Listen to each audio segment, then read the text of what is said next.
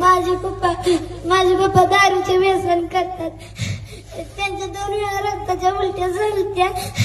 मम्मीनं त्यांना जेवढे पैसे होते तेवढे दवाखान्यात नेलं, पण दुसऱ्या वेळेस आईकडे पैसे नव्हते. आईनं शेत विकलं. सगळे पैसे पप्पांना दवाखान्यात घालवले. दुसऱ्या वेळेस पप्पांचा इथं मांजरीत ऍक्सिडेंट झाला. मी शाळेत होती. मला घरी आल्यावर कळलं की माझ्या पप्पांचा ऍक्सिडेंट झालाय आणि त्यांना लाईफलाईन मध्ये नेलं. माझ्या पप्पांना मला फार भेटायचं वाटलं. मी फार रोज रडत होती. मला माझे पप्पा पाहिजे होते. माझ्या पप्पांना एक हाताने एक पाय नीट काम करत नाही. माझी आई मला शाळेत शिकवते. माझी आई रोजगाराने दुसऱ्यांच्याच कामाला जाते आणि मला शिकवते.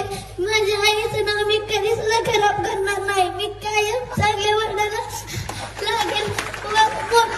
मोठी होऊन माझ्या काही वडिलांना कायम सांभाळेल.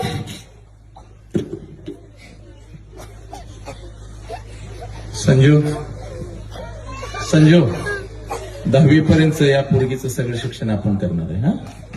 10वी पर्यंत सगळं शिक्षण, त्याच्या पुढे नंतर बघू. पण 10वी पर्यंत पूर्ण काय तिचं सगळं डिटेल घे. उद्या वेळ मिळाला तरी हिच्या घरी जाऊ.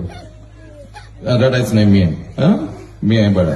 काय काळजी करायचं नाही. काही लागलं मला सांगायचं. ठीक आहे. दिनेश याचं सगळं संजू डिटेल्स घ्या. चल. सब मंगल आहे.